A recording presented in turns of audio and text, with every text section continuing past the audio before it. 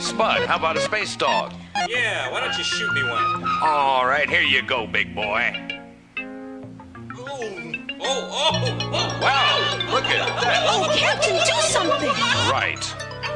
Yow, my hand seems radioactive.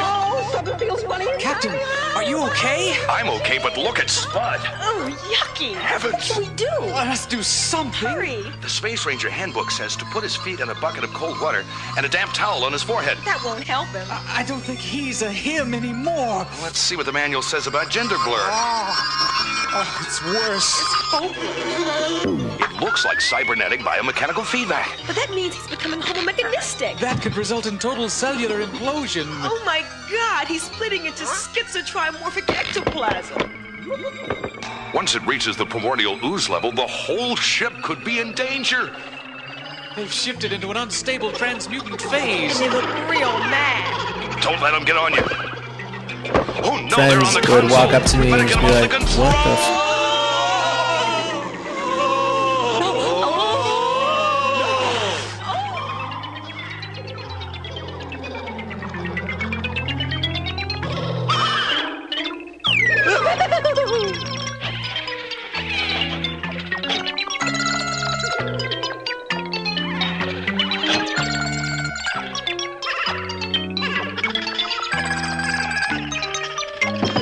I'm being taken for a ride!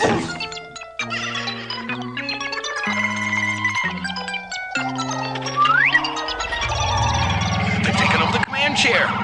Captain, get the gun. Good idea, Lieutenant. Put it in suck mode.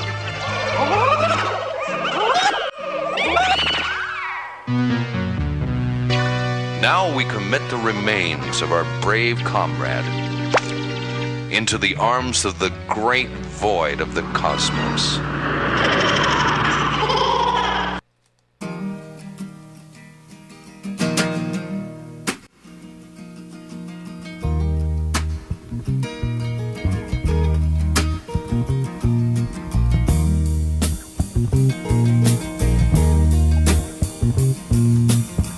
We were born before the wind, also younger than the sun. Yeah, the bonnie boat was one as we sail into the mystic.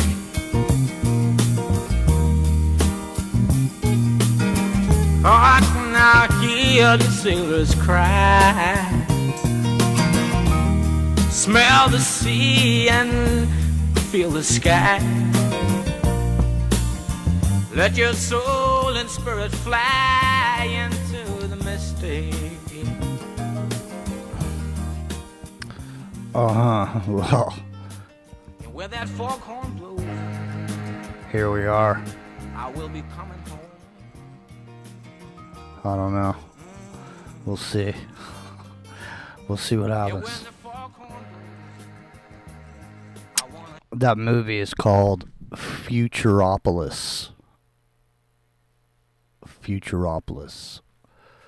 Spelled just like it sounds. And it's about the future.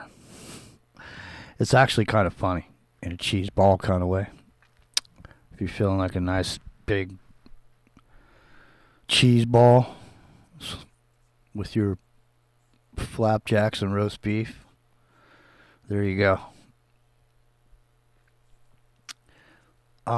So yeah, Epic said he was coming, and so did Bruce. I hadn't heard back from Rio yet, but it's 9:07, and I haven't heard anything from anybody so far. So here we are. They had a big beer festival here in my town today. I didn't go, but I could hear the music playing, filtering through the oaks. Oh man, I'm burnt to a crisp. Seriously. I got nothing. Hey Susan, I got nothing. If I wasn't here talking to you, I definitely would not be talking at all. I'd be sleeping or close to it at this point, with a nice gentle breeze blowing off the wind, the ocean right now. Yeah, I'm out here in the Lanai, and hey Suzanne, hey Amber, what's up Slappy, hey Jeffrey, what's up Ronan, what's up Bernays. Had to put this gun in suck mode.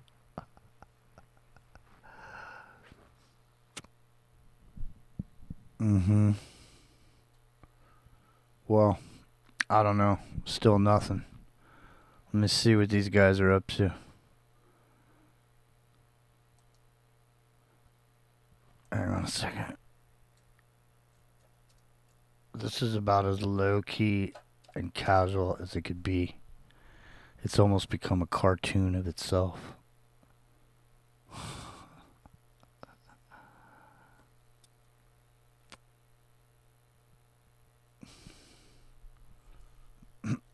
Yeah, man.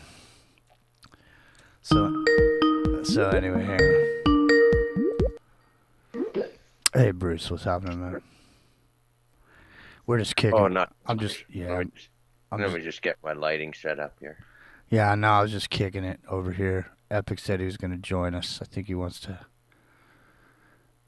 say hello to everybody. I saw him making a few comments on the show from last night, so I think in retrospect, he might have a new he might have a new pair of glasses. You ever read that story? New pair of glasses. No. It's in the 12-step. It's in the book of Alcoholics Anonymous. It's one of the stories in there. New pair of glasses. It's about this guy, and he always sees his wife a certain way. You know what I mean? No matter what she does, he sees it a certain way. And then one day he puts on a new pair of glasses. Well, okay. And then he starts seeing it another way. And he finds out he was an asshole the whole time. Hence the new pair of glasses. You know, it's the moral to the story. Mm-hmm. If you change your perspective, you change your perception. You know, I heard that. Dude, you know, earlier I was driving home and I was thinking to myself, you know, we've become a slave to these fucking machines. Yeah. I'm constantly having to charge my batteries, make sure I have my charger, make sure I have my earphones. You know what I mean? I got this whole fucking checklist I got to go through before I fucking go anywhere. You miss one thing and you're fucked. It's like, I left the battery charger for this home, and all of a sudden, boom, that one thing goes out, and now the whole fucking tree falls apart. You know what I mean? Well, I mean, you probably don't know what I mean because you're not dependent on your technology as we are over here on the mainland. Yeah, I like it, but if it goes away, it's no big deal. Yeah, that's why if you walk around, when it's nighttime, if you just leave the lights off, you get used to being in the dark all the time. You can see in the dark like a cat. Yeah. Same thing. Lights go out, you don't care. Because you don't turn the lights on. Yeah. Isn't it funny how, like, we're willing to reduce everything down to the lowest common denominator? It's like, fuck it then. Turn off my electricity. I don't care. I'll sit here in the dark. You know what I mean? To be free. Yeah. I'll sit here in the dark in my lonely room. If I just leave me alone, it's like that dude said. If I buy the tires, will you just leave me alone? If I buy the steel-belted radials. Yeah. That's how I feel, man.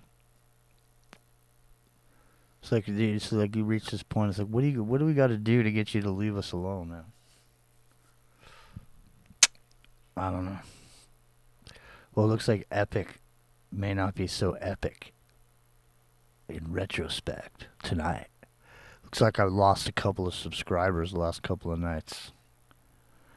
I don't know if it's because they come over and subscribe, and then all of a sudden I play a bunch of shows, doing nothing but playing music. I don't know. They're like, no insight into that. They're like, what the fuck? This fucking guy, all he does is play music. What else is there to do at this point, man? I mean, we've fucking done it all with this already. I mean, it's all up there. I mean, we said it all. What else is there to say at this point except to sit around and be sarcastic? And I mean, I can be sarcastic with the best of them. You know what I mean? Yeah. I mean, if that's what it's going to turn into, just to like a total sarcasm fest where you just rip shit apart like a chicken at a barbecue. You just anything that comes down the pike, you just tear it to shreds. Anybody who says anything, anybody who makes a smart move or something, you just come out with the knives. Yeah. It was funny, man. My mom, I was telling my mom some stuff earlier about the vaccines or whatever. And my mom goes, it seems like this alternative media, it seems like it could make people crazy. I'm like, yeah, man, I just, there's so much shit that flies, around. And there's no rebuttal. You know what I mean? There's never anybody on the other side of whatever it is. People just take it for granted whatever somebody's saying is true. Rarely do you find a debate, Bruce, do you?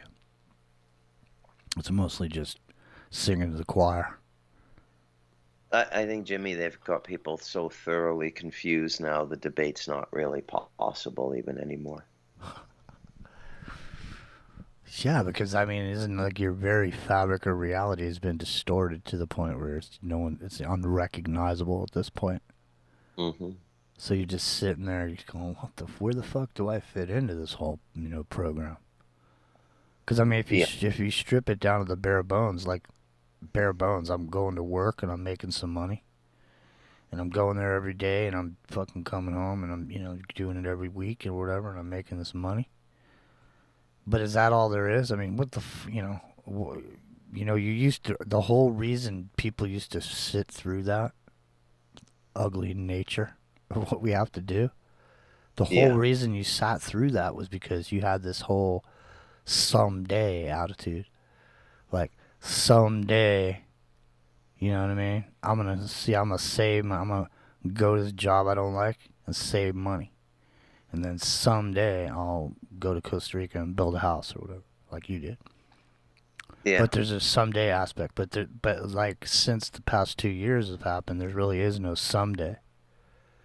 You know, there was only today. Like, you don't know. Now everyone's saying there's this thing coming around called Cerebus. It's some new strain or some shit. And there's all these people. I mean, Joe Biden has come and publicly said twice. Once he said we need to save money because there's another pandemic coming, and then another time he said something else about a pandemic. And now everybody's talking about July 15th being some date. And another thing is that there's been a whole bunch of people moved into position over near Ukraine from NATO. No, is this on the radio, Jimmy? Are we live? Well, we're live on YouTube. Oh, okay. I thought we were just a couple guys talking. We are. Yeah. Well, it's us and Amber's over here, Jeffrey Dixon, Ronan, Renee Parker, Drone, SFT, Suzanne's over here. So, it's just a few. It's just a few of us. Just a few of us. Anyway. Yeah, no. So, I don't know. I forgot what we were talking about now.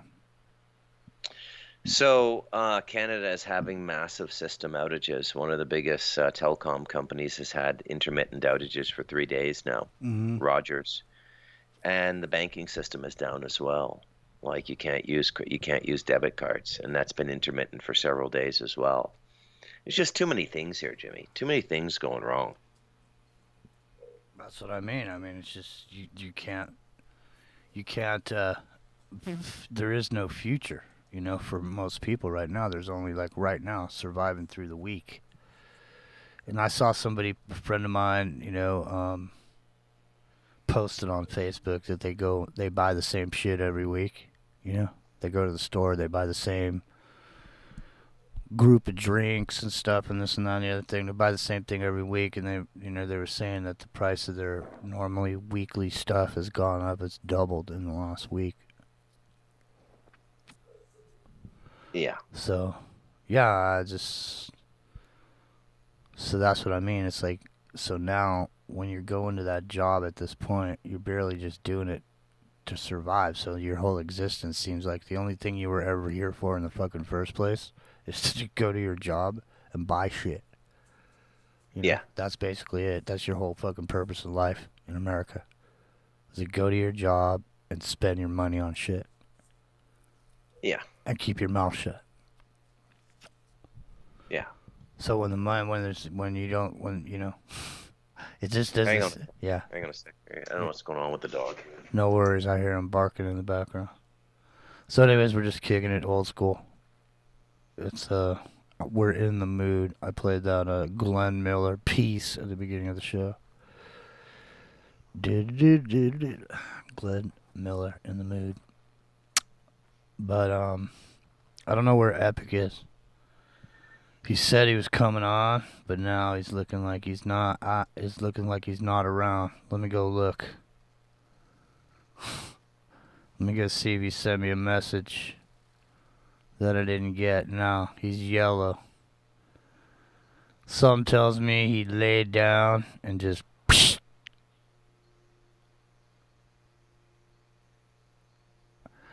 Well, we'll tell you, Amber.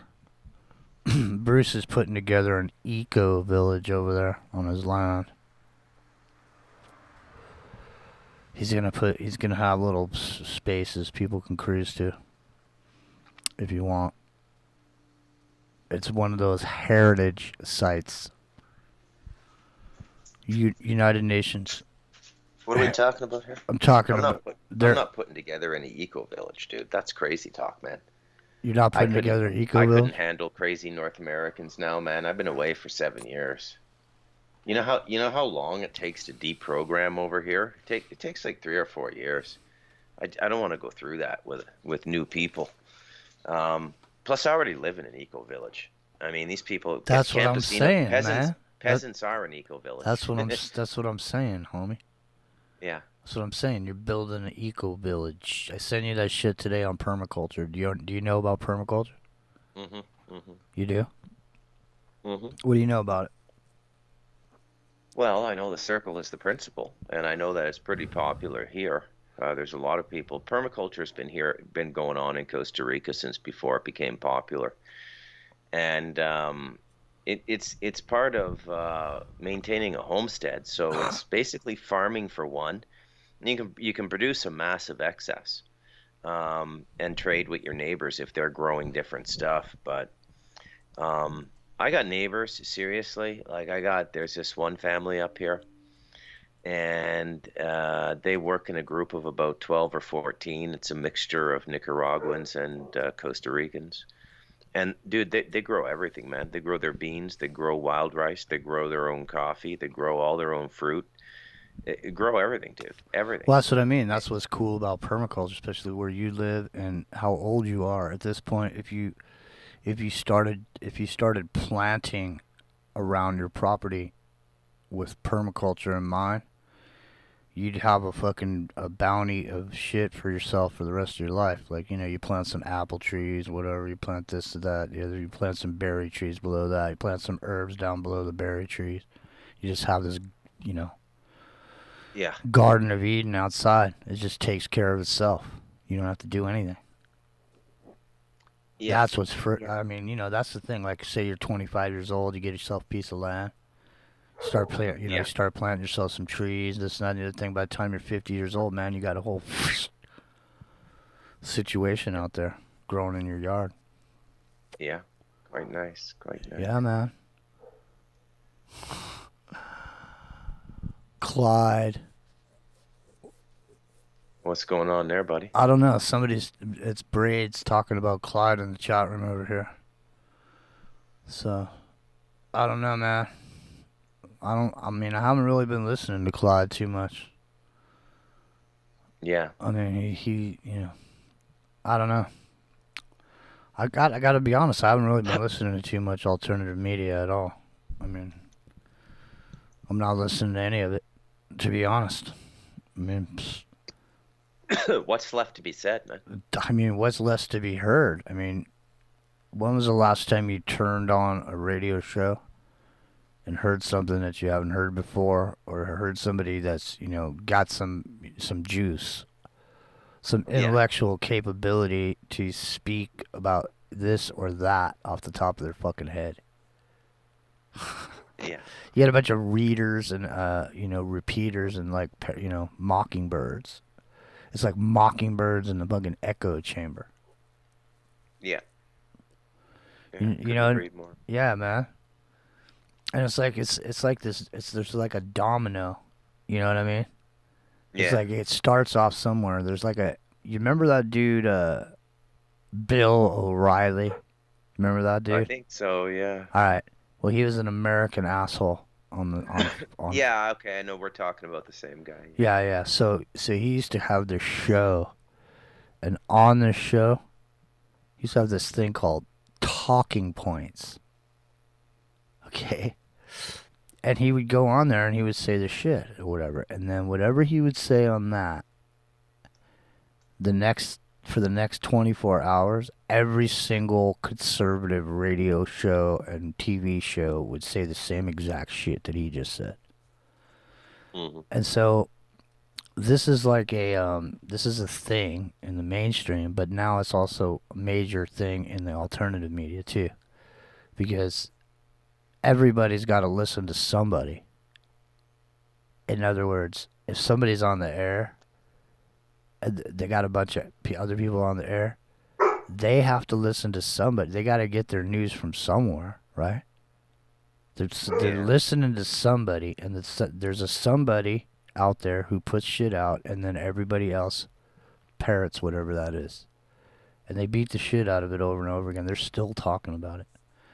I cannot believe that this fucking Stu Peters dude puts this whole thing together about snake venom in the water, and there's people that are actually repeating it and going on and on about it like it's a thing.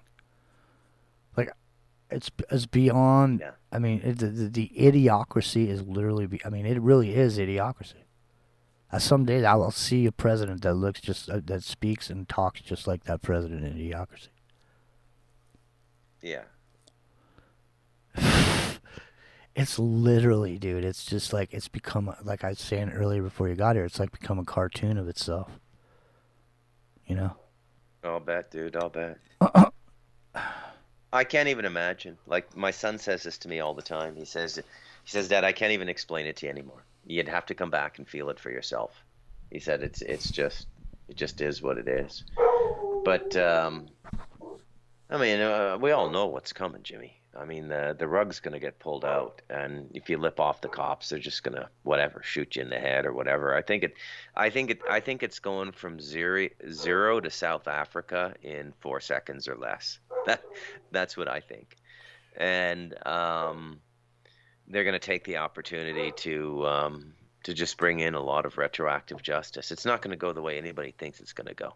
It's not going to be politically motivated per se. All the political stuff is just confusion. Everybody at a certain level of governance at the United States, no matter what political stripe they come from, understands perfectly well that the America does not pass through its next stage without some bloodshed. Those are the rules of the game, man. And they've been playing the game, sharpening the knife for, since World War II, cutting other throats. And they're not about to stop the rules now. So, yeah, I know this is grim, and I know I'm saying it in a very cavalier way. Well, the thing is, the thing about most of this shit is it used to be conceptual and supposition and speculation. Okay? Yeah. And so, like, what made you somebody is whatever your insight or your intellectual capability was to dissect a situation and present information to people. So, but the thing is now, it at this point, it's really it's not even relevant anymore. I mean, why? What does it matter if the Georgia Guidestones got blown up? I mean, why is that? Why do people find that so great? Why is that so excellent? I mean, it's lame, man. The Georgia Guidestones are lame, in the first place. Wouldn't you say? I mean, well, I don't know anything about them really. What always struck me as strange is that nobody just kind of busted it. Nobody went at it with the diligence of a real reporter. Got into the corporate papers, find out who owns the land, what permit was issued to put the monument up, what company was contracted to go and do the interviews. So who is behind this? So that's always what stuck out with me. Things are pretty easy to figure out. Things are pretty easy to figure out. Now, the curious thing about the Georgia Guidestones is, to the best of my knowledge, no mainstream news service debunked it or exposed it as, such and such a property developer put this up, in accordance with his Jehovah's Witness faith, or, neither the mainstream nor the alternative. Nobody has just come right out and said, okay, where does this come from? And whenever I see anything just hanging out there like that, the way the Georgia Guidestones were, I don't even really form an opinion, Jimmy. I just skip over it. It's non-data to me because it doesn't meet the criteria by which I consider something to be valid data. I mean, there's all these hours and hours and hours and 24 hours a day. There's all these shows on there, and everybody's dissecting shit. And at this point, the thing is what I'm kind of getting at is like, the need for the dissection. Everything is so obvious at this point. We don't need any more. So, we don't need commentators and no, we don't. Discerners. What we need, Jimmy, and what's going to emerge in the near future are what I call real cultural contributors, and those are people who are genuinely interested in culture, because some form of new culture has to form when the old Arthur Miller Death of a Salesman American culture folds up. Mm-hmm. And that's what's folding up now. Mm-hmm. And I mean, Miller was just really prophetic with that play, by the way. Mm-hmm. I mean, the death of Willie Loman is really what's going on in America right now, right? And there's a tremendous reckoning going on. So some kind of culture has to come after that. And the people who provide that culture are going to be people who have the time to do it. It's going to be like nomination by divine proxy. because everybody else is just going to be running around all day trying to get enough money together for a bowl of, instant noodles. I shit you not. They're all going to, if they're not making a living at it now, like Clyde or the big boys, all of the people doing it now are going to get cleaned out in the next 3 or 4 years. They're not going to have the time. They're going to hit the economic hurdle. They're going to hit the economic wall, right? And so, which I think is a good thing. And that means that the people you're listening to are people, so everybody wants to make their living on a YouTube channel now. I'll be YouTubing and talking on air for the next 10 years, but it's not my business. My business is Abaca and technical writing. I maintain trade, a trade, and I farm. Okay? And this is what people got to get through their head. This is all part of the perverted thinking of North America. Everybody wants to be something special and not have to work, right?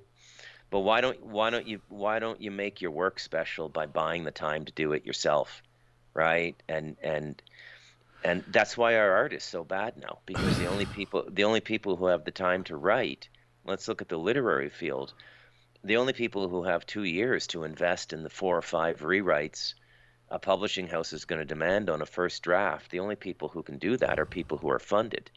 And if they haven't sold any books and become household names, how are they getting funded? Well, MacArthur fellowships, stuff like this, right? So everything that's been going on in our society has been guided by the same invisible economic puppet hands. It's not real culture, because real culture is getting around a barn, kicking, somebody plays the fiddle, somebody makes a drum out of something, Man, you get some dude, music going. I've been playing, when we're playing music, I've been playing these videos from Italy, okay? And they're like street food videos. And it's like cooking going on there, And when I see this cooking that's going on, and then I see like what a grocery store looks like in Italy, and I see what it's like here in America, it's to me, it's amazing that in America, everybody thought that, America was so special and so unique in the world and so much better than every place else. Yep. When in actuality, it seems that every place else really is the better place. In other words, the whole thing was bullshit to begin with. It's like when you go look at these other countries, there's socialist aspects to it, to their culture, to their civilization, and there's other aspects to it as well. Just because of that socialist medicine that they practice, they don't allow GMOs and shit in their food because they don't want to have to pay for their people to getting sick. Whereas here it's completely the opposite, where you got to pay when you get sick, you got to pay up. So they have no reason to keep it out of your food because you'll get sick. And then you got to go to the hospital. Right? So it's like fucking Americans are sitting there all bloated and just eating this food that has no basic intrinsic nutritional value to it. So you got to sit there jamming your face full of this shit all the day until you're just, you got like fucking 200 pounds of shit in a 50-pound bag. You know what I'm saying? And it's no one's fault. People can't help it. You know what I mean? They can't help it, but it's interesting that all of a sudden, like, I don't know, what was it, like 10, 15 years ago, they started this whole thing where, at this point, I see people wearing clothing that they shouldn't be wearing. People that were, have a different physique would be wearing these type of clothing, and now you see people that are morbidly obese, running around in yoga pants and stuff. If they're doing the yoga, man, more power to them. But it's just, the thing is, this is like a fashion statement or whatever. So this is a tweet from the Canadian Prime Minister Justin Trudeau today. You got to hear this. This guy does this every other day. He's the make you feel like shit Prime Minister. Canada's first and only Black Battalion, number 2 Construction Battalion, contributed so much to our war effort. The lumber they cut lined the trenches, became railway ties, and was even used in aircraft. Yet they faced anti-black hate and systemic racism at every turn. This isn't a talking point in Canada now. Why is he inciting conversations like this? This is our leader. You see, dude, this is a Marxist friggin' takeover, man. It really is. It's just like we said, dude. It's like, hey, look, people have this impression that the slavery ended, that at some point there was a moment where there was no more slaves, but that was never the issue. The issue was that at that moment everyone was made slaves. Everybody's a slave now. Instead of just being a special group of people who was singled out that were slaves, now the whole country's slaves. Everybody's slaves. It's the same thing with that. It's the same thing with, man, my headphones are going crazy on me. And that really just fucking sidetracked me. I lost my train of thought. What were we talking about? Justin Trudeau. What a dickweight.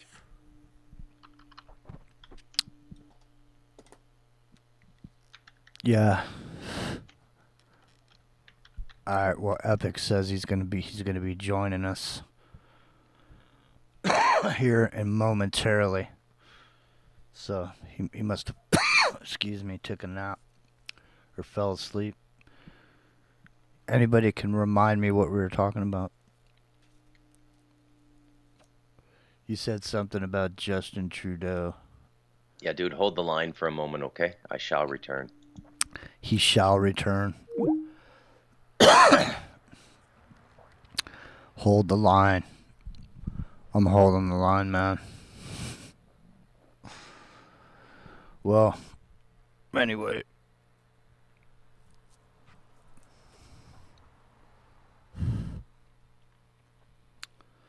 So, I don't know.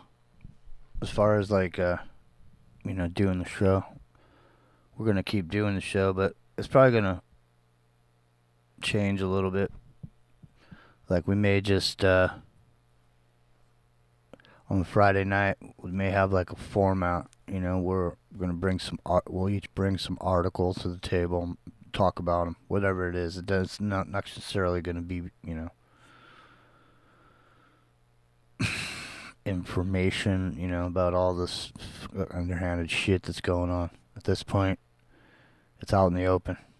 There's no need to expose it because it's totally exposed on its own. So, at this point, all we can do is comment on it.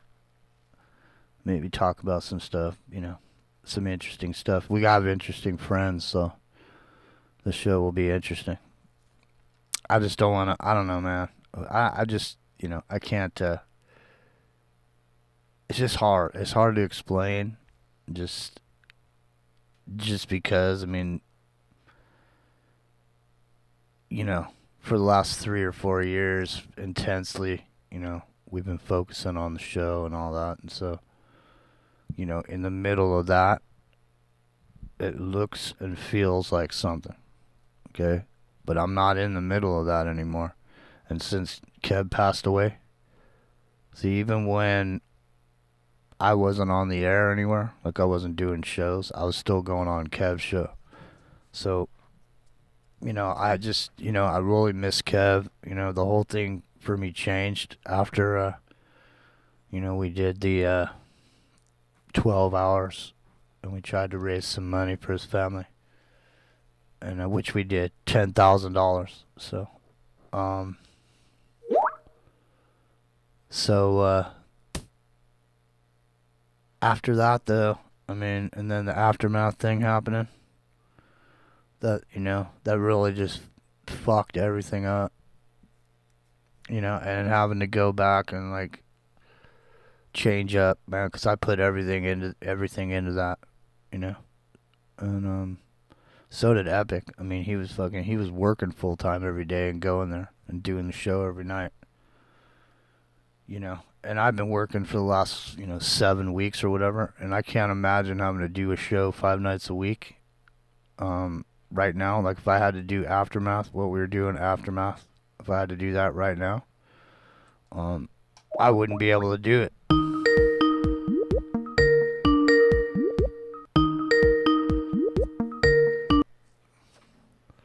Hey, what's happening, man? Aloha. Hey, what's going on? Bruce was here, but he boned out. He's coming back. No, I was just saying, that, the show, doing the show is, different.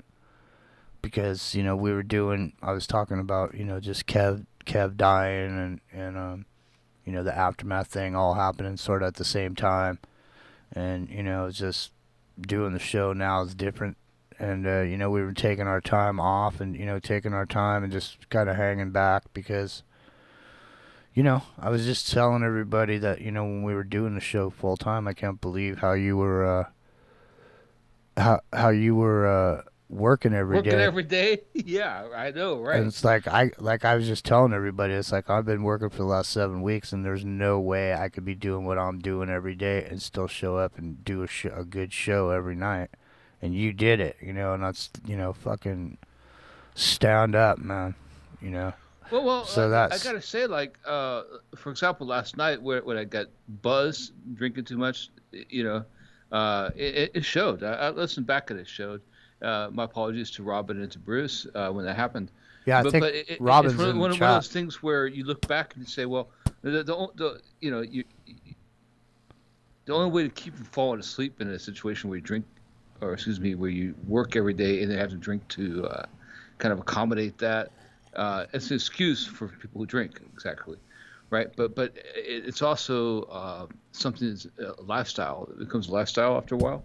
And I would say that when I look back on it,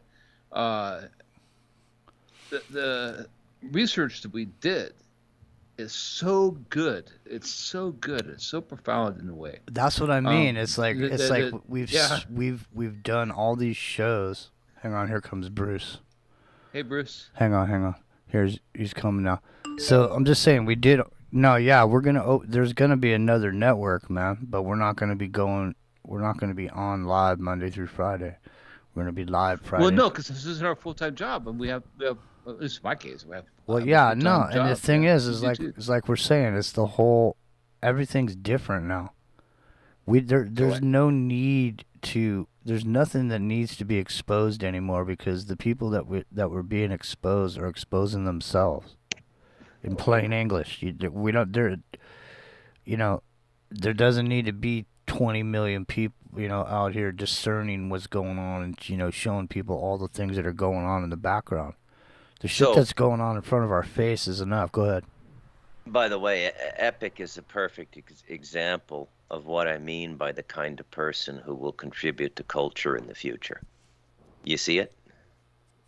Wow, Like- what a compliment. Go ahead. Well, it's gonna be people who do it because it needs to be done, right? So, Epic has done a better job of journaling the 20th century than pretty much any journalist out there, and he does it on top of a full-time job which is, a regular trade, like something somebody would do and call work. And I'm the same way, Epic.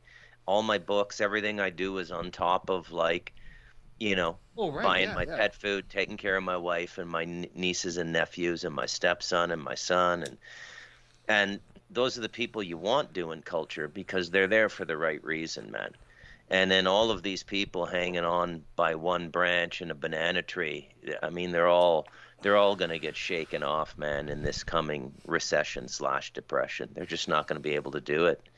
Not even going to be able to afford their internet. There's a reason they say that politics is a rich man's game. And that is because if you don't have the kind of money, you need to have a bunch of money. So all you do is sit around and look at politics. But if you don't have that kind of money where you can just sit around and look at politics all day, then you got to work. Okay? And if you work, there's no time to sit on your ass and look at this shit all day. Yeah. So the economics of things is one of the fascinating aspects of life. Now you take your average heroin addict, right, living on the streets of LA. The average person on the street there, Jimmy, will score $500 a day, man. That's all tax free, $2,500 a week, or it's 7 days a week, so $3,500 a week, 14 grand a month. How in the hell do they come up with that much money? Because they have to. They have no choice. They're addicts, right? So they know all the fences. They know where to steal easy stuff. They know everywhere you can go to make a quick buck. They know how to do it. So I'm not quite sure why, but it's just the economy of things, right? And so I think everything should kind of just be out. I think that this new media system we have on the internet is the greatest leveler, right?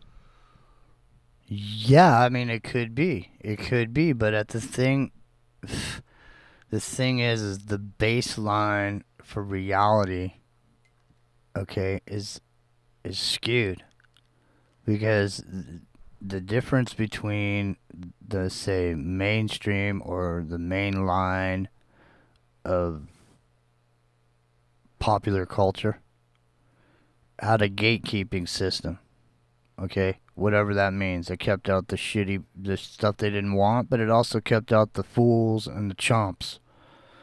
They got, there was, you had to be at a certain level to get to a certain place. And there was somebody that was making sure that anybody that got past this certain point, they had a certain something, to offer, to make it or whatever, and whatever industry you're in, music, whatever it is. In order to make it, there was a gatekeeper, and you had to have a certain level of talent in whatever area it was. But with the advent of the internet, the gatekeeping system has been taken away. And so all those people that were kept out by the gatekeeping system now have free reign to do whatever they want to do. Now, lots of people, for whatever reason, got into the information aspect of the new media. For whatever reason, the news and information, but there's lots of other people that do other stuff, and lots of those people and do other stuff in other channels that have nothing to do with the alternative media and news and information. There's lots of people out there that got some really cool channels that they do cool stuff. You can learn just about anything you want on YouTube, and there's people that are making a little chunk of change doing it, but we disclose these silos. These people think that YouTube is just this organic thing where, like we have a channel over here and it's millions of people like us with channels. Yeah, that's true.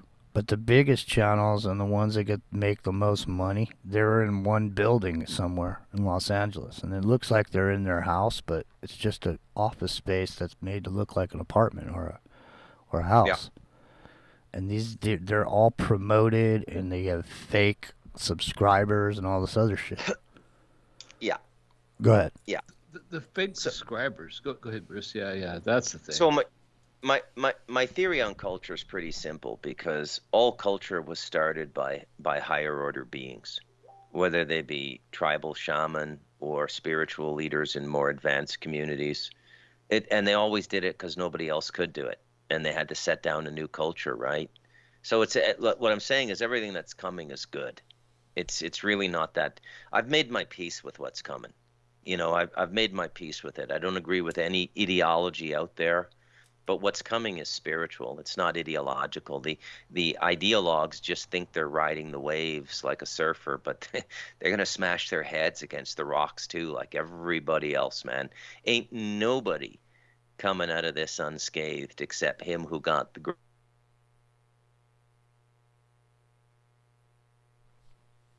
They seem to be dropping audio. Bruce dropped out. No, you did it too. I heard it on my side too. I'm not. I heard Jimmy drop out. They're gapping our calls somehow. Yeah. Well, I don't know if it's the Skype connection. Yeah, Skype's always been pretty good, actually. So yeah, I don't know what it is, but yeah, it happened with you, Jimmy. It happened just now with Bruce. It's well, just to let you know, just to let you guys know, neither one of you dropped out except for Bruce in the last moment there. But anyway, yeah, but I heard both of you guys drop out, and I'm sure the audience did too. So it's weird.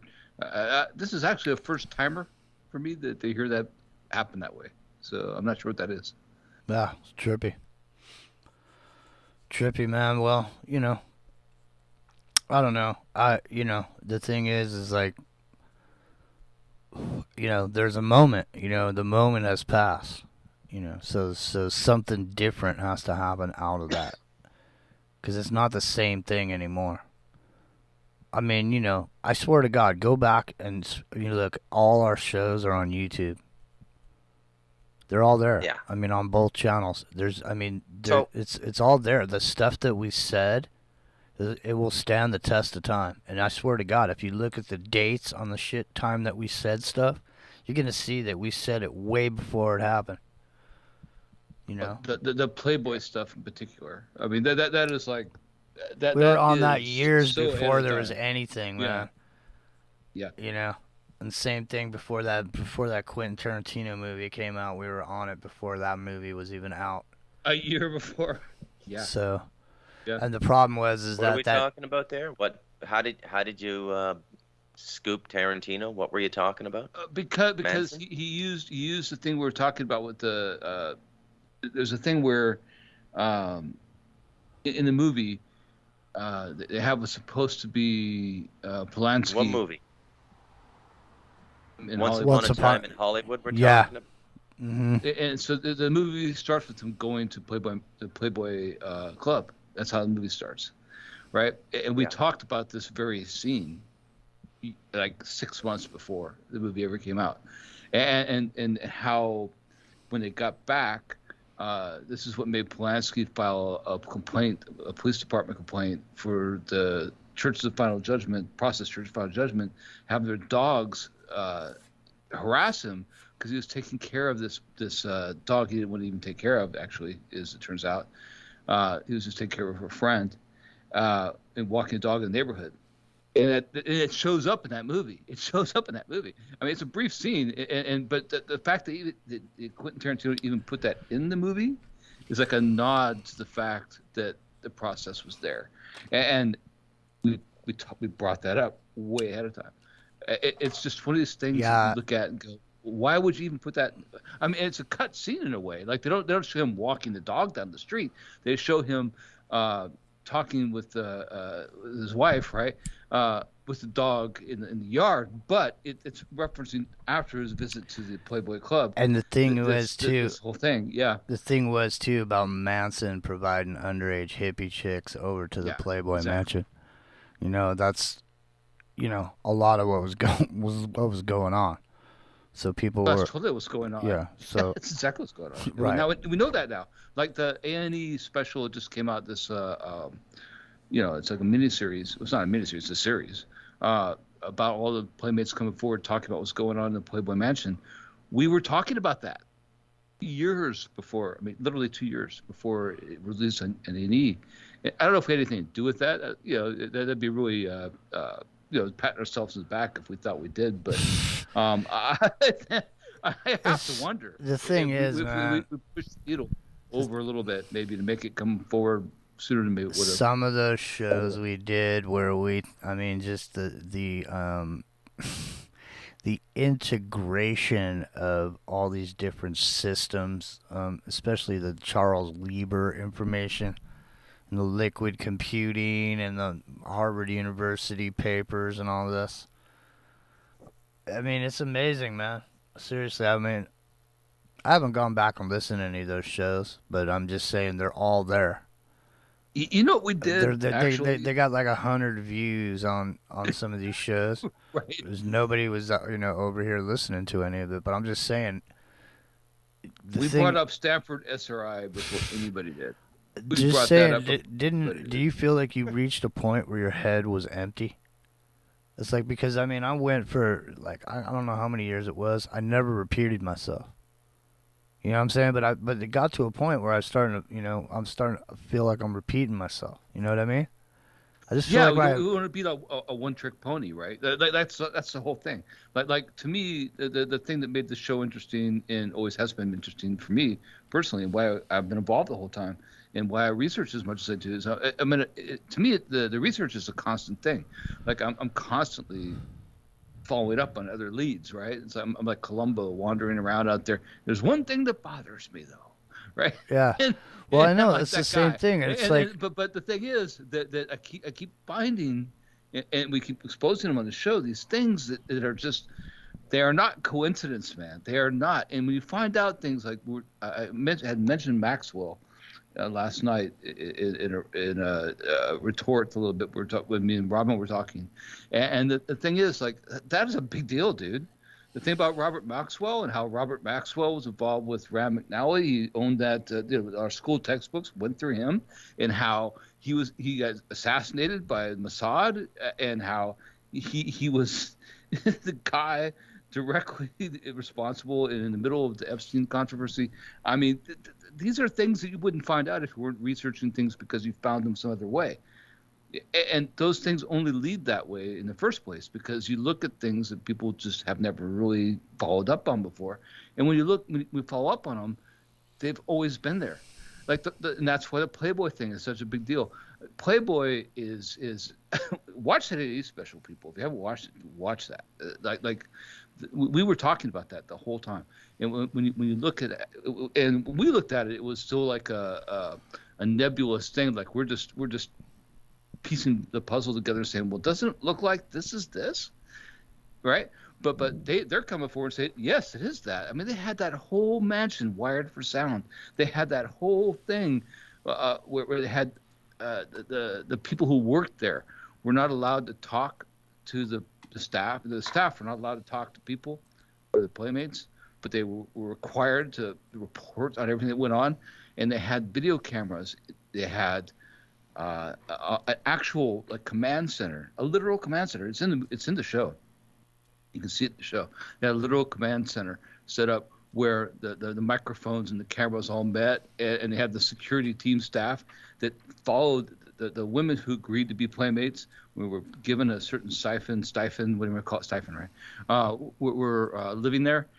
It followed them the complete time, 100% of the time. Everything they did, everything they said, 100%, 24 hours a day.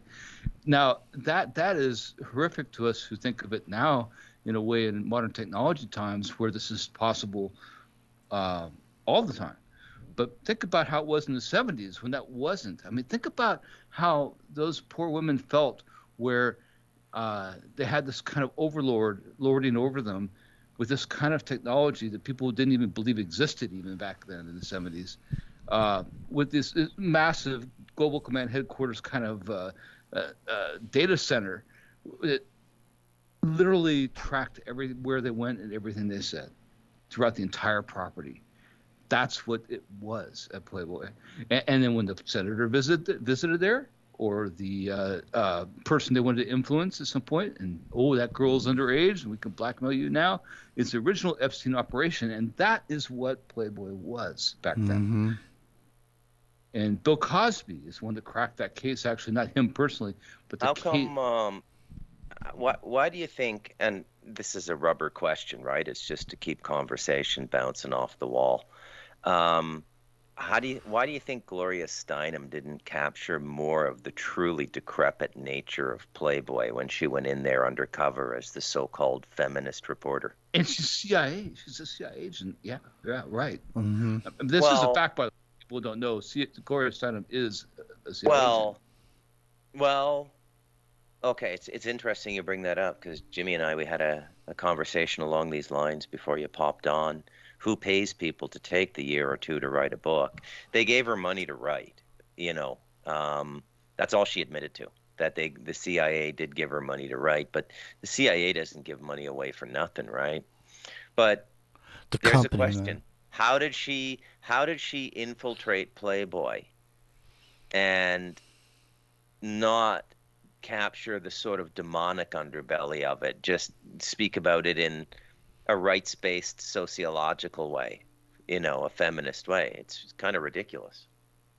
It's a good question because the things that we revealed prior, through research, right? It's open source research. Everybody can look at this, but how is it that they didn't know about it before? What was Gloria Steinem in particular in this case? Well, I would asked the question as well, because the only reason we know how detailed it was because a woman who was raped by Bill Cosby, who was a regular at the Playboy events, right, in the Playboy Mansion, but he was sued by her, and his attorney sued to get those tapes because he knew those tapes existed because she told him so, right? And he ended up dumping those tapes off his yacht. He was 92 years old at the time, I think. And he sailed down his yacht and dumped those tapes over the side of his yacht, rather than give them over. But now we know from the A&E special that people are coming forward talking about the fact that it existed now, which is kind of cowardly. I mean, that's neither here nor there to your question, but I think that in the case of Gloria Steinem, aren't they working hand in hand? To me, it doesn't make sense. And I think it's a good question because it only went so far, right? In other words, instead, yeah. Go ahead. The thing is it's spy versus spy. It's like what in Hollywood is not a storefront operation with cameras. It's just a facade. Everything's a facade. Everybody's an actor. Go to 7-Eleven. That guy, he's an actor. Go to the restaurant and ask your waitress if she's an actress or not. We did a show on that, man. Everybody's an actor. Yeah. I'm just saying, man. Not quite sure I follow anymore, but that's okay. Okay, you don't follow what we're saying is. To answer your question, though. We're saying is Hollywood is a set. The whole thing. Who isn't working for the company, man? You know what I'm saying? Me and you are sitting here having a conversation, and we're both operators.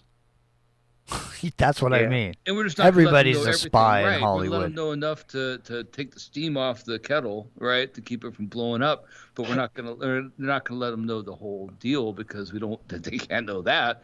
Well, the thing with Gloria Steinem was that she never went far enough to say the actual deal that's being exposed by these shows now in this A&E special that the Playmates are coming forward with. Man, when people why wouldn't she? Because she has a manager. When right? people put together, making sure that she doesn't put too much forward.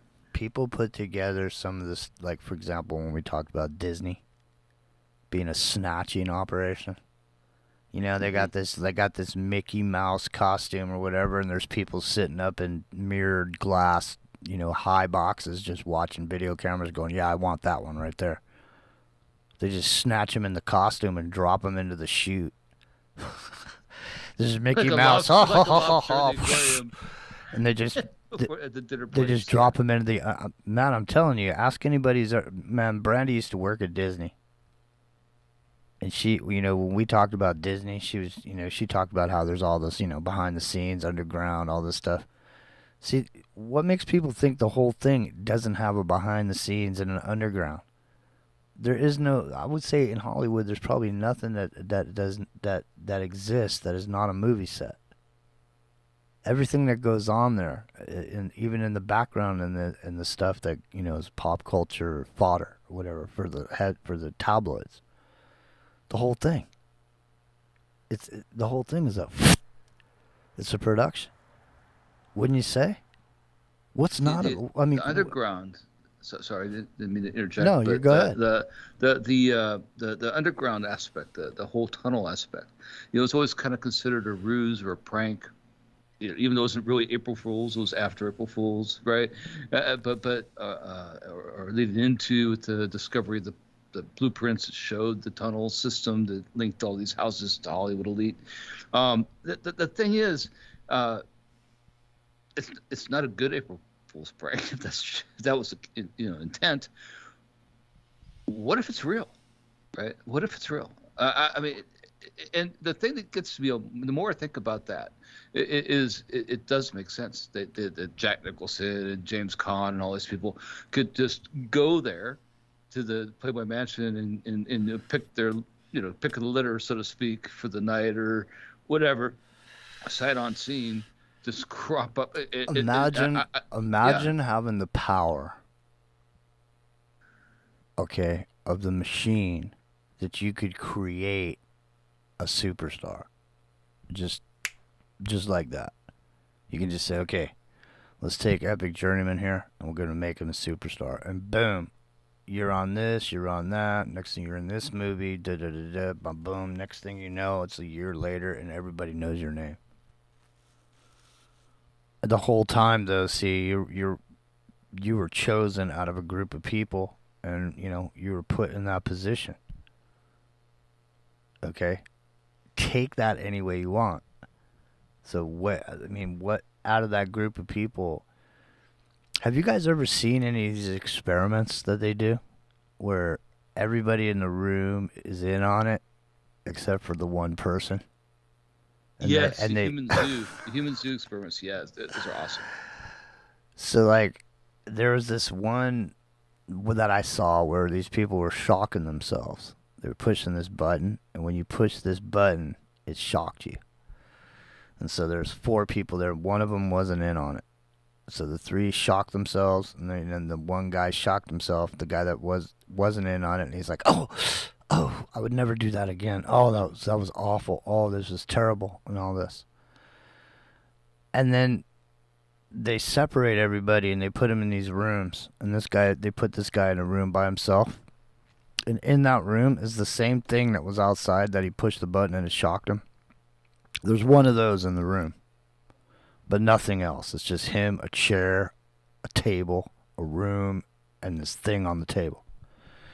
This dude cannot go longer than 5 minutes before he pushes the button thing and shocks himself. And he continues to shock himself a bunch of times because he's on camera, right? They're watching him the whole time.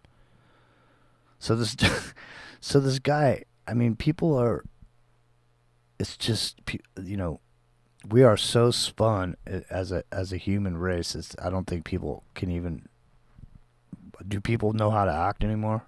Just in general. Well, it depends where you are. Right? If you live there's nobody acting where I live, man. Everybody's exactly what they present as. Right. Like everybody. Right? Right, but in Hollywood in itself, like for example. Yeah, but have you ever? You're onto something much bigger, Jimmy. The advent of media that came about in the 70s with television and everything, it created a bizarre, self-reflecting society. And I think if there's any tipping of the hat I can give Andy Warhol as an artist, is that he captured that one quirky little thing, that we're no longer looking at things, we're looking at them through the filter of ourselves. Because we're forced to reflect on ourselves so much in a consumer society.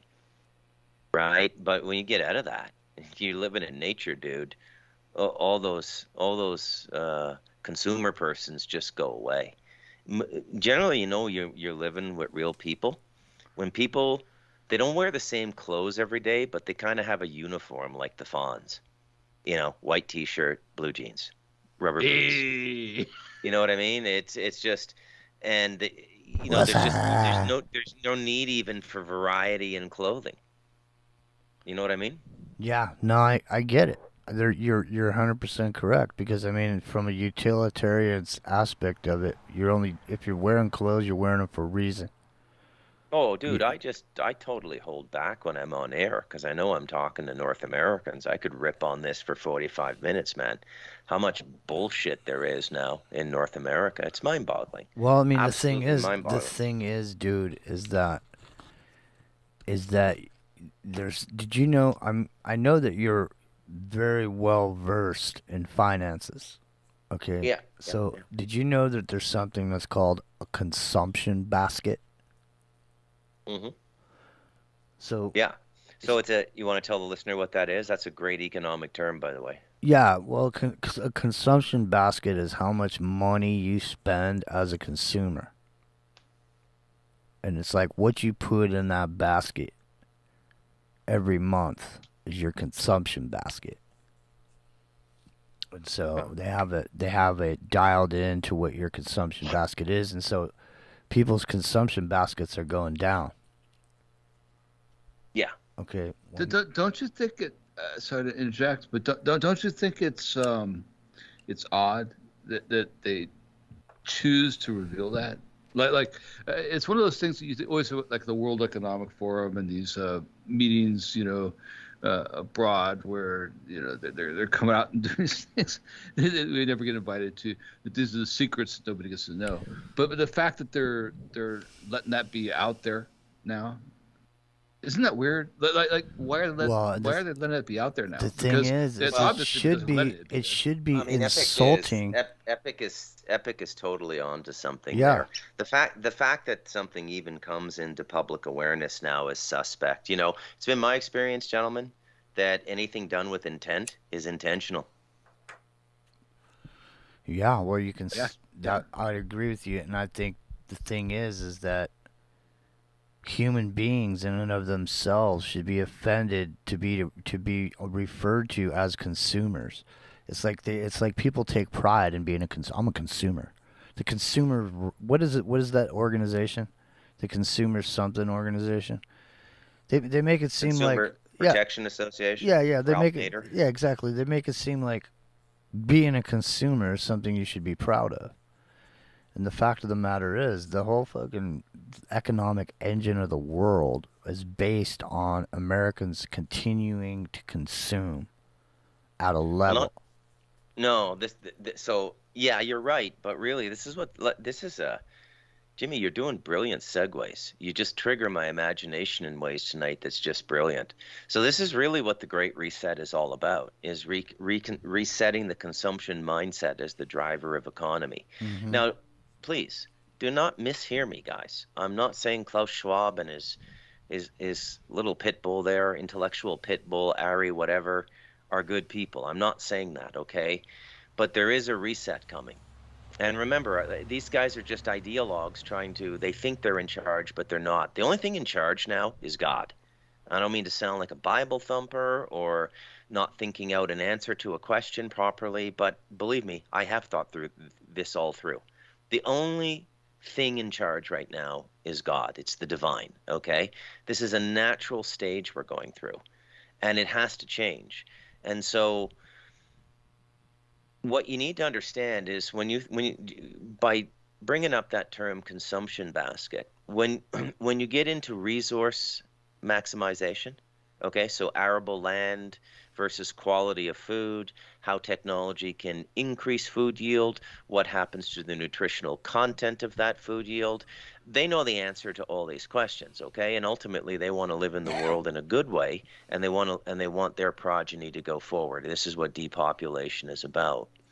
So the consumption basket becomes an inverse equation of what you don't consume becomes a benefit to your debtors. And this is why depopulation is coming. Okay, so there I've just very simply explained it to you. If we are at maximum resource yield now for the population of the planet, I'm not sure we are or we're not. I'd like to hear Epic's take on that. But I do know that there are a lot of things at critical mass right now, if they're telling the truth. So one example I will give is the fish stocks. Listen, in the Atlantic and the Pacific. I don't think we can dispute global warming till the cows come home, but I don't think anybody can dispute that the fish stock is down to about 10%. Okay, we have critical dietary issues coming up here. So the Great Reset is about going into the inverse calculus of economics, in which unconsumed things go on a balance sheet, and that's why they're killing people. That's why they're depopulating. Okay, listen. And they're doing. Listen to this. Okay, this is just off the cuff, so we're just talking right now. I brought this up before. This is something called the Venus Project, and I swear to God, I mean, this is starting to feel and sound like this is exactly where we're going with the Great Reset. This right here. Take a listen to this. The Venus Project is a veritable blueprint for the genesis of a new world civilization based on human concern and environmental reclamation. It proposes a holistic social design in which automation and technology will be intelligently integrated. Okay, hold on a second. I'm going to put this on the video for everybody. So, I mean, this is the thing. Let me just say, the people that made this Venus Project, they made a video. And they were the same people that made this 9/11 movie. And so Alex Jones was, having these people on. And then when they came out with this movie, the video for this Venus project, Alex Jones started saying that they were Satanists. And he wouldn't have them on. So the Venus project... I remember it, yeah. Yes, the Venus project sort of they didn't get a lot of promotion. And so it just kind of went off to the side. And no one really paid attention to it. And so this guy has got a whole thing put together. And I'll tell you guys his name in a second. Jacques, I can't think of his last name. But here we go. Here's the rest of this. It's just a couple of minutes long, and we can talk about it. Here we go. I think this is it, though. You might want to research this. I think this is what they're aiming for. To maximize the quality of life, rather than simply profits. Undesirable behaviors are products of long exposure to detrimental environments. If we wish to surpass the limitations of our present-day society, such as war, hunger, poverty, and bigotry, we need to make changes and arrange society very differently. Most of our problems today are technical, but we still look for solutions through political means, in a monetary system. We have the resources. Money is an interference because it limits our ability and it limits our dreams. Modern society has access to highly advanced technologies and can make available food, clothing, housing, medical care, a relevant educational system, and at the same time develop a limitless supply of renewable, clean energy such as geothermal, tidal, solar, wind, and more. The solutions lie in the intelligent and humane application of science and technology and more appropriate resource management in order to supply goods and services to everyone equitably, enabling the entire global population a very high standard of living. We don't have enough money to accomplish this, but we do have enough resources. If we initiate what Jacques Fresco calls a resource-based economy, this is where all goods and services are available to everyone without money, credit, barter, or servitude of any kind. For this to be attained, all resources must be declared as the common heritage of all the Earth's people.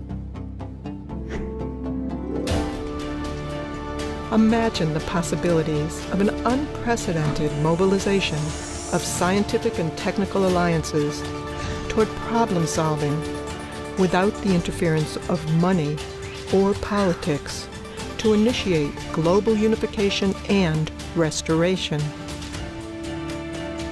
The Venus Project would start with a systems approach to city design, using highly effective construction methods, emphasizing the conservation of resources.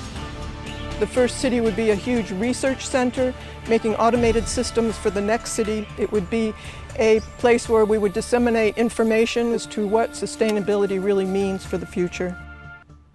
The aim of the city is to constantly maximize existing and future technologies, with the sole purpose of enhancing all human life and protecting the environment. The society I'm talking about is global cooperation, where all the nations work toward improving the lot of humankind. Now, why do that? Because the smarter people are, the richer and more secure everybody is. We have the tools at hand to design and build a future that is worthy of the human potential. It is imperative that we continue the process of social experimentation in order to transcend our present limitations and truly create the beginning of a civilized age. What do you guys think? Yeah, I mean, that sounds like that general sort of creepy information coming out of these various circles, whether it be the World Economic Forum. What was this one you called it? Deagle.com is another one. This is called the Venus Project, and the guy's name is Jacques. What the fuck is his last name? Can never remember his last name. He's a little old man. Hang on a second. What the hell is this guy's name? I don't know. Fresco. Jacques Fresco. The Venus Project. So, I mean, we got to go somewhere, right? We can't stay where we are. Go ahead. Go ahead. Yeah, well, I'm trying to type in the chat. It's hard in VR. Listen, we can't stay about where. the idea that with the idea of me never really watching the Alex Jones show. I never watched the Alex Jones show. I saw his what was the movie he made? Terror Storm. Endgame. I watched that on YouTube. Listen, humanity has to go somewhere. Okay, we can't stay. We can't stay where we are. And so what's happening right now is the tearing down of the old. All the World War II people are dying off. Next is the Vietnam people. Once those people are gone, the concept of America that used to exist will cease to exist. And there's a new concept that the younger people have more of a no border kind of world concept. That everybody, whoever you are, whatever you are, is accepted the way it is. And, that's the world that the millennials want to live in. So that's the world we're going to. And this kind of technology and technology being available to everybody on their phone as a young age, sooner and sooner, that this will just be an assimilation project, really. I mean, it'll just be the way things are now. It's when look, when all of us grew up, there was no internet when it started out. There was no cell phones. People didn't have, you had a phone at your house. You had an answering machine. Or a pager. That's what I mean. There was no, we're still alive, man. We're the last people that are ever going to know what that was. When we're gone, people are going to go, yeah, there used to be no internet. What the hell? They'll be watching videos of us. It'll look all grainy. It'll be all. They'll be watching videos in 6K. It'll look all grainy. Look at them in 6K. Black and white. It'll be black and white, right? Just to make it look old, right? Yeah. No, I can totally see that. The thing about this thing with Alex Jones that kind of drives me nuts is like, I was explaining in the chat a little bit, trying to that I never watched that show. We heard you. But what does that have to do with the Venus Project? Because but then became so Zeitgeist suddenly had like 1 million views, like literally overnight. Right. And then he tried to ride that. Alex Jones tried to ride that coattail. So he had the Zeitgeist people on. But then when they came out with the Venus Project stuff, he said it was Satan. Because Venus is Satan. That's the second one. Yeah, Zeitgeist. Venus is Lucifer or whatever. Because the son of the morning star or whatever. Well, but the idea was, what you're saying is good, because good in the sense that it's projecting it properly. What it was saying was that to sustain life on Earth, we basically have to have a management system that allows for consumption and demand of resources to be managed, which is not what the video said, but what it really it's a resource-based. It's a resource-based economy. It's technocracy. It really is technocracy. But it's a resource-based. It's cloaked another way. So it makes it sound like it's, something else. It's just, but it's a cloaked way of saying it's technocracy, because technocracy is an energy-based system, and you research technocracy, and you look into people like Elon Musk and his parents, and they were the founders of that in Canada and South Africa. The we don't call it the administrators in a way of the technocratic society or technocracy society. I don't think the apple falls too far from the tree in this. And I like Elon Musk in a lot of ways. I follow him on Twitter and I listen to him. But I have to say that there is an overarching agenda that seems to be in play here. And the idea is technocracy and energy-based system. If I was a cop and I pulled you over right now, dude, I'd be making you come in the back of the car and touch your finger to your nose and tell me the alphabet backwards. Well, I could do that. I could totally do that. I'm not drunk or anything. No, I'm fucking with you, man. I'm teasing you, man. But I was last night, though. So my apologies to Bruce and to Robin. Yeah, Robin's in because- the chat. Yeah, she's in chat right now. No, I No, was actually. So but listen, I'm just trying to stay away. they're trying to they're reorganizing society to move into the future, and in the future, America, the choice of what we have to consume will be less. In other words, you don't need a million companies making the same thing. You know what I mean? There's no reason to have the same thing with a bunch of different names on it.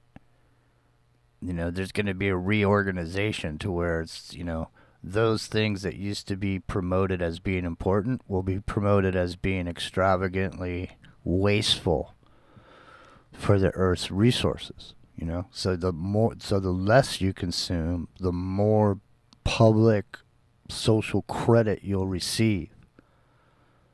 So in other words, if you can deny yourself the basic things in life that you enjoy, the more you deny yourself, the higher your social credit score will be. It's the city, proposed city that MBS, Mohammed bin Salim or Salman, whatever his name is, was proposing with Neom. So the city of Neom was the actual city that was based on this technocratic system. Bruce, is Bruce still here? They made all these promo videos and everything for it, and the only thing that screwed it up was he, killed Khashoggi. I mean, or Khashoggi, depending on what your pronunciation might be. But if it wasn't for that, that was going to happen. Israel was involved, America was involved, on board. Everybody's on board. It's only because he killed that guy. And I don't think we wandered too far from that when you look at the overall arc of how the humanity is working that way. Like we talked about Robert Maxwell before, or we tried to, and how the Ghislaine Maxwell and Epstein thing played into this blackmailing of a high order people who run governments throughout the world was being done. The reason that Neom was even possible was because those people were all on board in the first place. But when he killed Khashoggi, by his pronunciation, I still call him Khashoggi, Jamal Khashoggi, who was the nephew of Andan Khashoggi. Well, it changed the whole thing because it's not just the murder itself that's a problem. It's the fact that it draws a light. It focuses a light on the fact, well, why would somebody do that? And then you look at, the whole thing. Like it's a manipulative system of steering the masses in the first place. So Neom got canceled. It was on the agenda. It was right there. It was going straight from the what do they call it? Not the World Economic Forum in the desert, but something like that, and going straight to the World Economic Forum. Right? It was going to be propagated that way.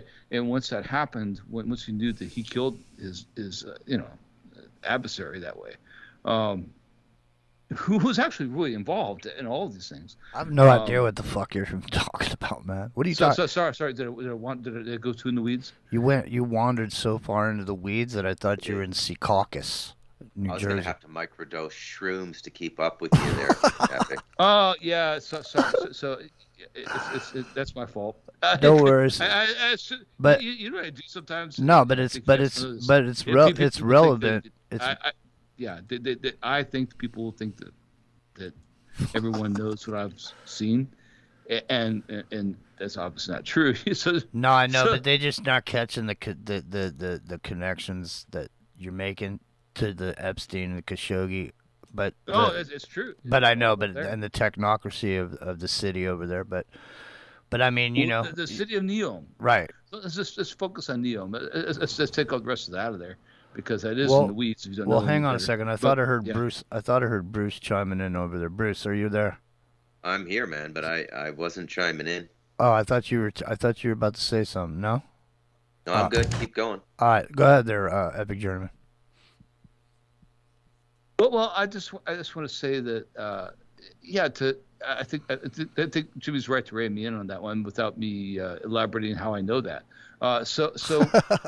Come on, man. Basically, the city of Neom was this projected city. There's videos about it. You can go look up. We can play one probably. Jimmy's queuing up right now. So basically, they had this idea to make this like great city of the future without any kind of prejudice, without any kind of racial bias, without any kind of thing about where you're coming from.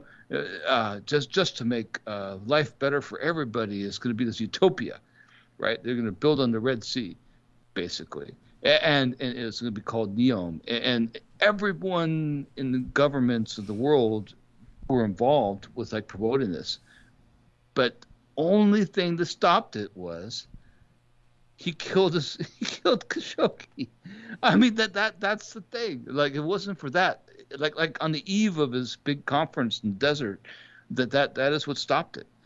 So it's pretty pivotal. I don't know if people will ever really grasp how much of a big hit that was, because that was going to be such a big deal. Israel was working with Saudi Arabia, right, to finance this.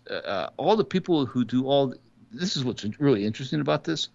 All the people who do all the monitoring of consumption and public interface of a society moving about, basically security systems and cameras and monitoring the internet. All these people were going to be involved to make this technocratic utopia, which was going to be called Neom. And they're still building the city. It's not like they didn't stop, but yeah, it's profound, and the fact that the guy who was going to be the overlord, if you will, of that place, who was going to run that place, screwed up that badly, is pretty significant. And that's what do you call it? What was his name?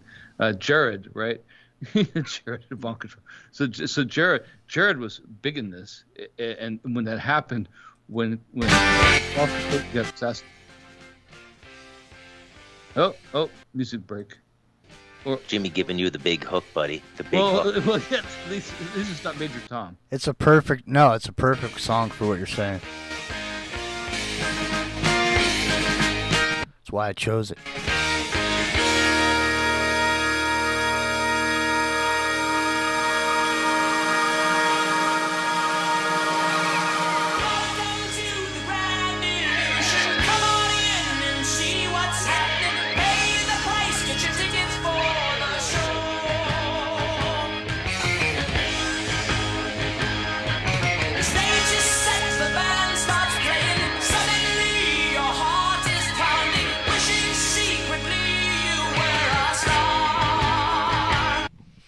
I gotta say, man, I hated Styx. I never liked them. I never enjoyed their music. Whenever they came on the radio, I turned the channel. But I gotta say, that song right there ties exactly into what you were just saying. Grand Illusion. Exactly. Yeah. It's a grand illusion, isn't it? That's a good album, actually. I'll say one of the weird, sometimes you have mystical experiences in life, and one of them involved the song Castle Walls from that album, and I was camped out. This is an epic digression, so everybody buckle in for a second, for about 2 minutes. So I was camping out at this place at Queemaca Lake and outside of San Diego, and I didn't get stoned a lot. I wasn't a stoner really, but I got into it a little bit back in the teenage years, and I was camped out there, and all of a sudden I started hearing this thump, thump, thump of the bass line of a song, and I started wandering around the lake looking for the source of this thump, right? And I started hearing the whole song, dun da da da da da da da da da. It's Castle Walls from that album, and there's nobody there. There's nobody there. It's like it's miles from anybody, and it was the first time I ever thought that something might be coming from inside my head instead of outside. Like there was a there's I know for people who never experienced this. You guys see this giant Nubian lesbian that got jammed up on cannabis oil charges in Moscow? I've heard about her. Yeah. You know what, man? I smoked 2 joints, and then I smoked 2 joints, and I smoke 2 joints at night. I smoke 2 joints in the afternoon. It makes me feel alright. I smoke 2 joints in time of peace and 2 in time of war. I smoke 2 joints before I smoke 2 joints, and then I smoke 2 more.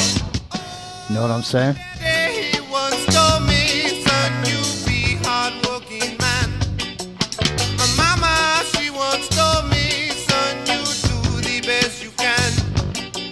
But then one day I met a man who came to me and said, hard work good and hard work fine, but first take care of health. So now I smoke 2 joints when I get up.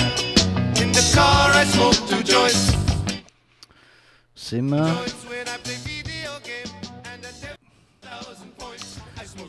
Hey, Bruce, America is smoking 2 joints in the morning. Oh, I totally believe it, Jimmy. And they just don't care. That's just to get started. They wave their hands in the air like they just don't care. Yeah, most of you'll be on the horse by noon in another 6 months. I know. Well, you know, someday you may have a car, but you'll be pulling it with a horse, and that day may not be too far off. I don't mean to be too cavalier or joking about the dire circumstance that's coming. I mean, I just hope people prepare properly because, you know, we want good people coming out the other end of this, right? Yeah, you know what I think? It blows my mind a little bit. Epic. Let me give me the lay of the land in Hawaii. Like, do you feel totally secure there? There's no need for any bug out location in the world. Push came to shove, you could get a garden, some chickens. That is his bug out location, dude. Well, it's a great location. He's bugged out already. He's bugged out. It's a great question. No, I don't. I don't at all. I think I have my bug out locations already mapped out. I know people who will do the same thing I'm going to do. If that ever happens, it's so basically it is our bug out location already. Nobody's gonna come mess with us here. Do you think the Samoans will go cannibal for some white meat? Cannibal white meat? Jimmy, there's a bit of racial paranoia coming in. I know. Right? No, I'm just saying. I mean, some people when you roll the turkey out. Some people like dark meat. Some people like white meat. Well, no. The people who colonized the islands that made it this far were the intelligent people in the first place. They weren't. They weren't cannibals. I want to say something about that. Actually, the Polynesians who inhabited Hawaii, they planned this for decades to be here. Like they worked their way from Micronesia and Asia to get here by following the path of the stars. By sight and the actual lay of the current they could observe to get there way faster than anybody else ever could have in the Jimmy? European. Yeah. You hearing this Howley talking like a Hawaiian shaman, or is it just me? Well, he's all up in there, man. I mean, he's got nothing to do. No, it's always been a spectacle. I mean, a spectacle in that sense, like an observation. Dude, like, let me just say, for fun. Bruce. I mean, it's amazing what they did to get here, Bruce. and when you look at it in that context, we're fine here. The idea was this was always a place to come to in the first place. Like you want to be here. You want to be here. You don't leave. Like Italy doesn't matter when you live there. Or France, for example. No, None of the rest of the world true. just is irrelevant at the point where when every day you wake up and there's these birds singing, making noises, and then there's like a rain that comes in, and then the sky's like got pink clouds and the sun comes up. You know, you just sitting there. What the fuck? You know, I mean, what else are you gonna do? Well, I went over there and mapped the islands for T-Mobile. So I drove every one of those islands over there that you could drive on. I drove on it and looked at the infrastructure, where the poles were and everything. I drove everywhere on that place, man. I'm telling you right now, I still have dreams of some of the places that I drove through. Like, the way it looked, you know, the feeling of it. There's just a calmness, dude. Calm. You should, if you ever come to America, you should go to Hawaii and visit Epic Journeyman on the Big Island. Let him show you around. Sounds like he knows it inside and out, Bruce. Like the back of his hand. I've heard really good things about Hawaii. It sounds in a lot of ways like it has a vibe similar to Costa Rica. And I'm happy with the choice I made, man. I mean... Yeah, the big difference between you and him is he's on an island and you're over there. So that's the thing about, you know, Hawaii in and of itself, why a lot of people got to leave. Because a lot of people go there and it's nice and they like it. It's real nice and they love it and shit. But at some point, the fact that you're on an island starts to wear on you. And it's because you can only go around in circles or whatever. You can't go anywhere. It's a weird enigma, man. It is. Well, how big is it? How big is it? Well, the Big Island's huge, man. This is how size of San Diego County. It's 989 square miles, I think. It's huge. But if you go, you think about the islands. How much of that is roads? Oh well, that's a whole other thing. I don't have the statistic in front of me, but yeah, it's like 50. It's like 50 miles. 50 miles, man. No, I'm just kidding. It's probably like a couple hundred miles around the island. The circumference of it, with that as a road. Going around it, it'll take you. You can do it in a day. Like you can start in one spot and drive. I guess maybe you possibly could, but it wouldn't be an easy task. So Big Island, they don't call it a Big Island for nothing. It's big. It's huge, right? Maui is like a quarter of that size probably, but even that, it'll take you all day to get around. Maui is for lovers. Yeah, I'll say this about it. Like the whole thing about the islands is that people who stay here want to be here. It's not because they got stuck here. They came here because they want to be here. And that's kind of what the ancients who colonized the islands in the first place had in mind. You know, they call it the island, the land. Did Epic just drop there, or is that just me? No. No, you're sitting there frozen on the screen, though, Bruce. Oh no! It's the Skype thing. Yeah, I hear the echo. No. I'm here sitting there frozen on the screen, though, Bruce. Oh no! No camera. No camera. I don't know. Catch up. It's crazy. Yeah, it's crazy. You know the smallest place I've ever been. Like you just can't believe how. Bruce left. Oh no, we did lose Bruce in this connection. You know what? Believe. Oh, you're back. Yeah. Now we can't hear you. Catching up, Bruce. We're catching up. So the audio's all catching up back to us now. Yeah, well, I just popped off and popped back on, see if it helped. Yeah, there you go. I don't know. So the smallest place I've ever been. Why is there a delay? Am I delayed? There's a delay on YouTube. I know that. Yeah, we're still hearing it. Does somebody have their YouTube open? I don't know. This is bloody ridiculous. On YouTube, I know. Yeah, we're still hearing it. I hear somebody listen. Does somebody have their YouTube open? So there goes the echo. Okay, I closed mine too, just to make sure. Yeah, that's what it was. It's your YouTube. No, well, it wasn't my YouTube. I mean, it closed before. I closed mine too. In other words, it stopped before I closed my YouTube, but I did that too. It doesn't matter. It's starting. It doesn't matter. It's starting to get late, and I gotta go anyways here in a minute. So, let's see if Bruce comes back. I don't know what happened to his internet. Are you still there? Epic. Are you that? I am. Oh, okay. The mic's open. Hold on a second. I don't know if anybody's still no, here. my mic is still here. Can you hear me? Yeah, there you go. I can hear you. Yeah. So no, it's a trip. Yeah. What a weird thing that was. Well, we have to use those kind of things, I guess, because the more we go into the digital domain, the more weird things can happen in the crossover.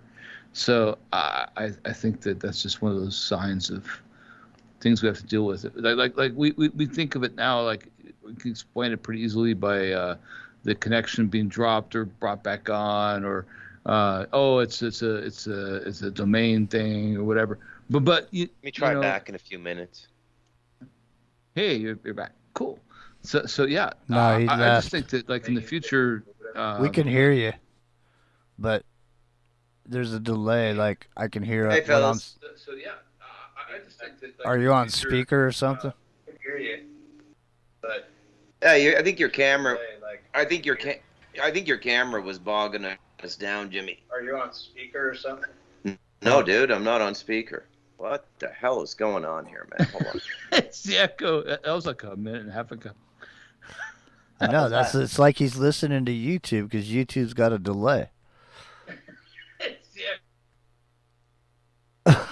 That's weird, man. It's almost like, remember I told you there's that thing where they play something back to you like that. They echo you, and then you can't concentrate. Remember the Navy weapon? No, yeah, 100%. I remember exactly. We talked. Hey about Bruce, there's there's a Navy weapon where they play back to you what you just heard, like echo it back to you, and makes it so you can't think. It makes anyone stop talking. It's interesting, man. Yeah. I don't hear it anymore though. So whatever you fixed it. Oh, I switched over to my iPhone, man. Oh, there you go. There's some button that's open on your thing. You got like an open speaker or something. Yeah, I probably got to reboot this thing. Yeah, who knows? Well, it's not surprising if you think about it. I mean, we're talking cross-continent. I'm over here in the islands. You're over there in Central America, and Jimmy's in California. I mean, it's amazing we can even have this conversation in the first place. So kudos to the technology to let that happen. Mm-hmm. I just think that like when we look back on this, probably sometime in the future, not too distant future, it's not going to be available anymore. Well, that's what I mean. It's so weird. That's what's so weird about doing this show. I've been doing it for all these years. That's what I'm saying. It's all there, man. That shit is real, man.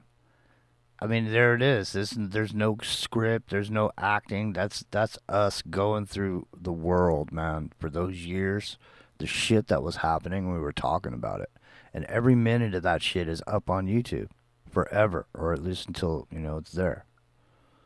And to me, that's a trip, because do you remember the conversation you had like 9 months ago? About whatever? Right now? No. But it's there forever. If you go back and listen to those shows, go listen to yourself. Go listen to some of the shows. Go listen to the first Aftermath shows where we took 3-hour shows and cut them down to an hour. Go listen to that shit. Those shows are crazy, man. Some of those shows are they're so packed with information, and it's so fast moving that I was literally sitting there listening to it, and even though I was on it, I was like staring at my radio, my computer, or whatever, hanging on every word, man. There was some video we were doing where we brought in Anton LaVey's daughter and that dude. What's his nuts? Yeah.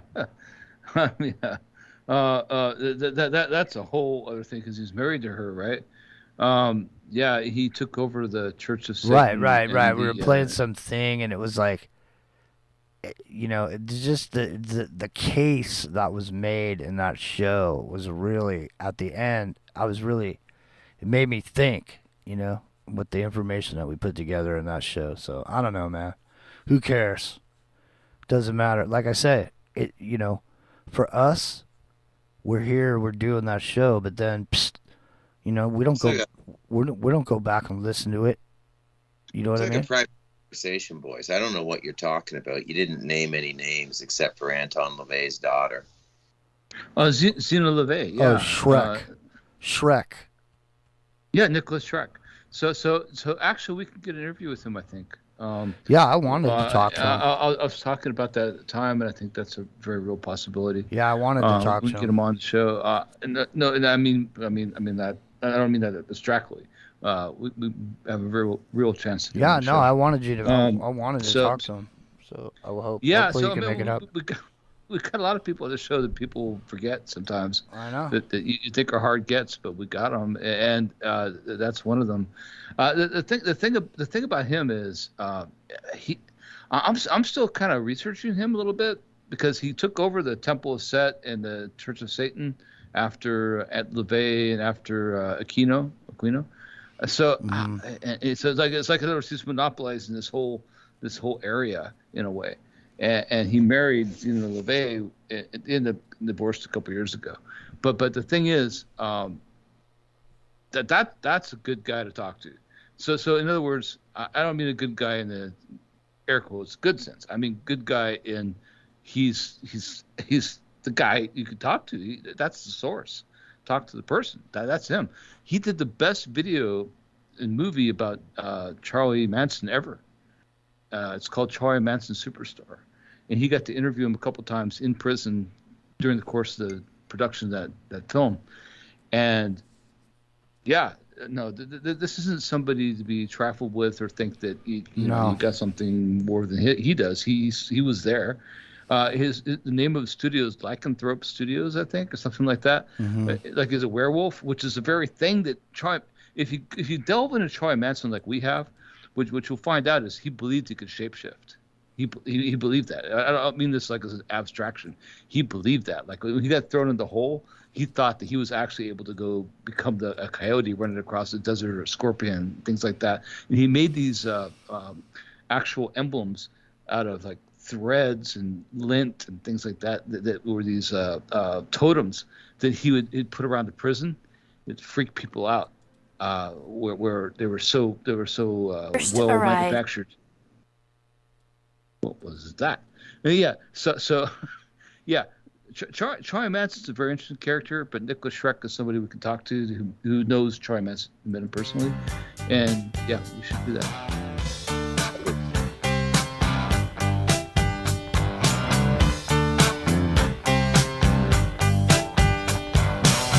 I saw a werewolf with a Chinese menu in his hand,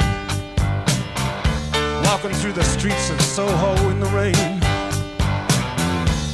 He was looking for the place called Lee Ho Fook's, gonna get a big dish of beef chow mein. Ahoo, werewolves of London. Ahoo, ahoo, werewolves of London. Ahoo. I couldn't resist. Bruce McDonald. Perfect song, brother. That's perfect. Bruce, are you there? I'm here, man. Okay, good. So you didn't snap out of it. I went back to my computer, but I rebooted it. All right, so there we go. You fixed it. Whatever it was. Ahoo! Werewolves of London. I like the whole boom mic setup, man. Yeah. Well, I got a whole bunch of boom mics. I could have mics in here hanging everywhere and all that, but I knew the minute I would put any equipment out here besides the mic that I use, people would say I was an operator. Look at all that new equipment Jimmy got. Where did he get that mic? Damn operator. There must be somebody, must be something up over there. Dudes that have been making videos about that shit. There's some dude makes videos about me, thinks he knows who my dad's is or whatever, and he's like got this whole thing. Dude, not to digress too far. That guy I had like appointed Twitter to and everything. He's crazy, man. No, that's the same person. So He's the insane, thing man. is, yeah, it's gonna happen to you if you're in the public eye at all. Literally, crazy people will finally find their way to you, and I wonder, like, I don't feel like disdain for this person. I feel not even sorry for him. I just feel like Don't mention and don't promote it. Why don't you just wake up a little bit, talk to us? Don't promote logically? it. Yeah, don't promote the name of it. No, I won't. But anyway. But yeah. So listen, Bruce. Yeah. How you feeling, brother? Because I'm getting ready to head on out here pretty quick. Yeah, that's good. How you feeling? You want to stick around or head out? You guys tell me how you guys are feeling. Chat Head rooms, out. there's 50.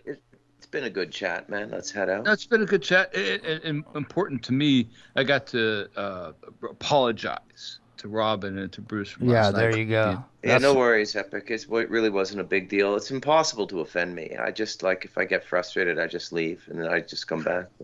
Hey, Jimmy, when is the when's the big network debut of Into the Microcosm, man, on the new Billy Ray Valentine network? Well, we're waiting for go ahead from Billy. Like, so I talked to him, but he's on vacation down in Florida right now.